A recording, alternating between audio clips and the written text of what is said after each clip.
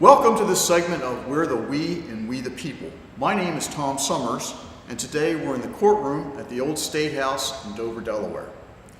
Here in Delaware, we're unique in that we only have 3 counties: Newcastle, Kent, and Sussex. Naturally, these 3 counties were named after places that already existed in Great Britain, the birthplace of the men who renamed these counties because of their loyalty to the home country. These county names, which can also be found in other states in the region, were in place with long-standing functioning governments long before Delaware became the first state in 1787. These county governments have been in place since the mid-17th century.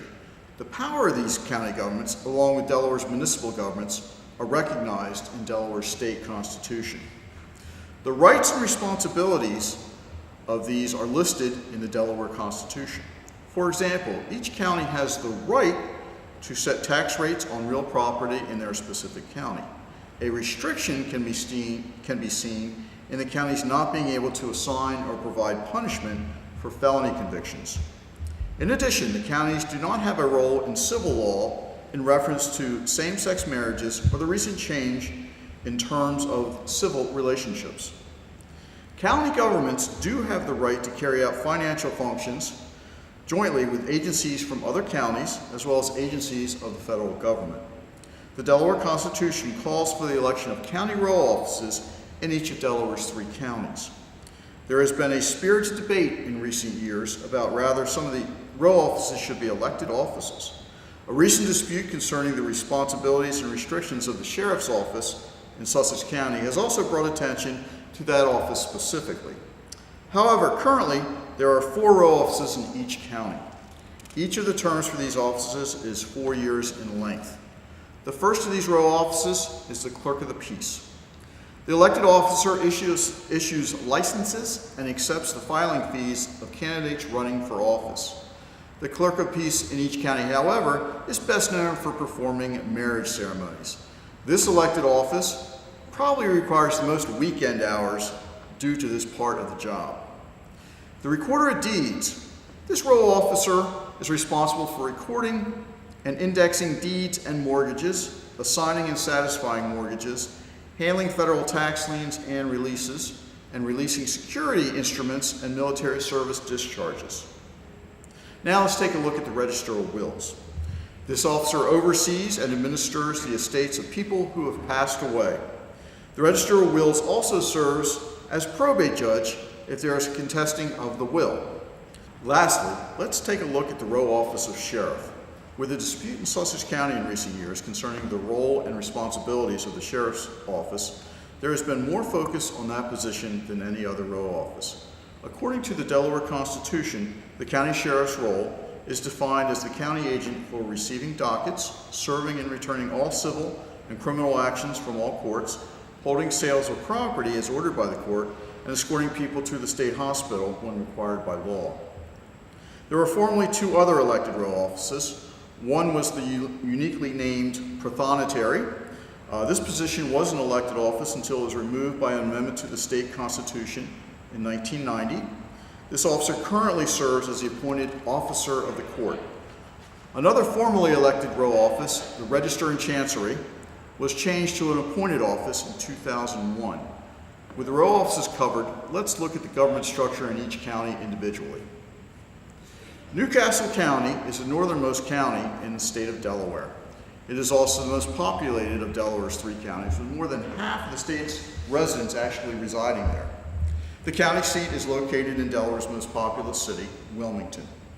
Until the 1960s, Newcastle County was governed by a 3-man levy court that had administrative and legislative powers. While the levy court system was present in 3 counties at the time, Newcastle County officially recognized the need to change their government structure in order to serve the citizens of their county more efficiently. The Newcastle County government is presently run by an executive council form of government, with the legislative powers of the county held by 13 county council members from 12 districts. Each office is a 4-year term, and the terms are staggered in a manner where there are several elections every 2 years. The county council president, who serves in an at-large status, is also elected to serve a 4-year term. This group is tasked with creating and passing legislation and resolutions that improve and protect the citizens of the county. The Newcastle County Executive, an elected position, can serve no more than 2 four-year consecutive terms. The county executive is tasked with overseeing the executive and administrative responsibilities of all the county departments, offices, and agencies. Within this office, besides the county executive, you will find the chief administrative officer, who is appointed by the county executive, the deputy chief administrative officer, the policy director, and the director of communications. Together, these officers lead the Newcastle County government in carrying out the day-to-day responsibilities of the county. One of the main issues for Newcastle County, if not in all 3 counties, is development. For Newcastle County government, development within the county is guided by the Unified Development Code, the UDC. This code, first created in the late 1990s and updated continuously, establishes standards, procedures, and minimum requirements consistent with the Comprehensive Development Plan. The UDC regulates and controls the following. Number 1, the general development of real estate in the unincorporated areas of Newcastle County. Number 2, the planning and subdivision of lands. Number 3, the creation and administration of zoning districts. And number 4, the use, bulk, design, and location of land and buildings. Every new building project has to go through this UDC process of application and approval before beginning construction. Essential infrastructure elements such as sanitary, sewers, and drainage ways, as well as county parks and buildings, are maintained by the Department of Special Services.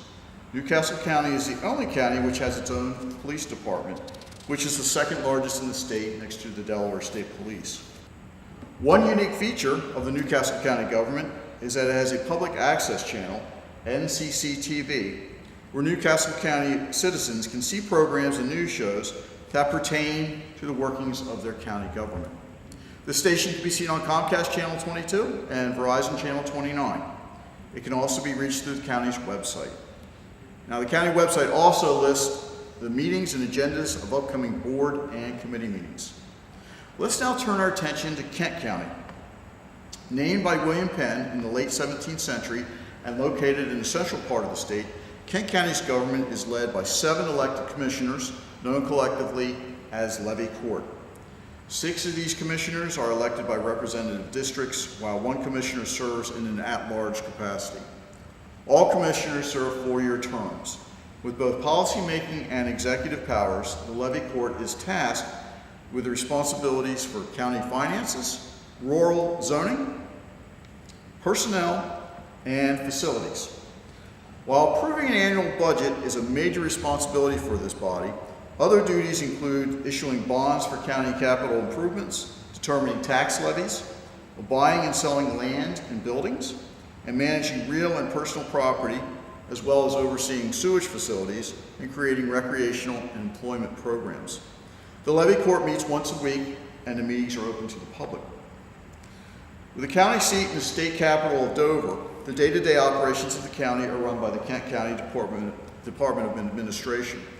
This department consists of the County Administrator's Office, the Economic Development Office, the Personnel Office, the Information Technology Office, and the Facilities Management Division. In addition to serving those elected to levy court, these county entities support the other Kent County departments, including the elected county offices. The county administrator, appointed by levy court, leads the Department of Administration, and his duties include providing information and recommendations concerning Kent County issues. This individual also watches over the daily operations of the county government, including the supervision of all the department managers who are also appointed. The county administrator also oversees the economic development, information technology, and personnel offices, while organizing all department activities for the levy court. Traveling south, let's focus on Sussex County next. Also named by William Penn in the late 17th century, Sussex County government was reorganized in 1971 by the Delaware General Assembly. The county seat is Georgetown. The 3-member levy court was replaced by the 5-member Sussex County Council during that year. Each elected council person represents a specific geographic area and serves a 4-year term. Residents of areas outside of towns and cities in Sussex rely on county government to provide a variety of their core local services. These services include, but are not limited to, land use, building permits and inspection, 911 communications, paramedic service, property assessment, and tax collection, community housing, economic development, airport and industrial parks, public sewer and water, marriage and civil union licensing, estate probate, dog licensing, deed recordation, and libraries. Other government functions such as police, roads, public health, and trash disposal are services provided by municipalities and or the state government. Additionally, public education is administered by the local school boards that are independent of county governments. The council meets regularly, once a week. Among the county officers, this body is tasked with appointing includes the county administrator. This individual oversees the administration of the county government, and as the chief administrative officer of the county, this person attends meetings of the county council. He prepares and submits an annual budget, carries out the policies and laws set forth by the county council. In total, it is the responsibility of the county administrator to oversee the day-to-day operations of the government, which now serves an estimated 220,000 residents of Sussex County, as well as the millions of tourists, vacationers, and guests who come to Sussex each year. Other appointed officers include the Director of Finance, the County Engineer, Deputy Administrator, the Head of Planning and Zoning, Department Head of Assessment, Chief Deputies of Recorder of Deeds, Marriage Bureau, Register of Wills, and the Sheriff. Also appointed are the Clerk of the Council and the Department Heads of Emergency Operations, Human Resources, Economic Development, Emergency Medical Services, and the County Librarian. While time doesn't allow for us to go into in-depth analysis of each county, I hope this overview provides enough information about the county in which you reside and the county government structure which affects your life on a daily basis. Thank you.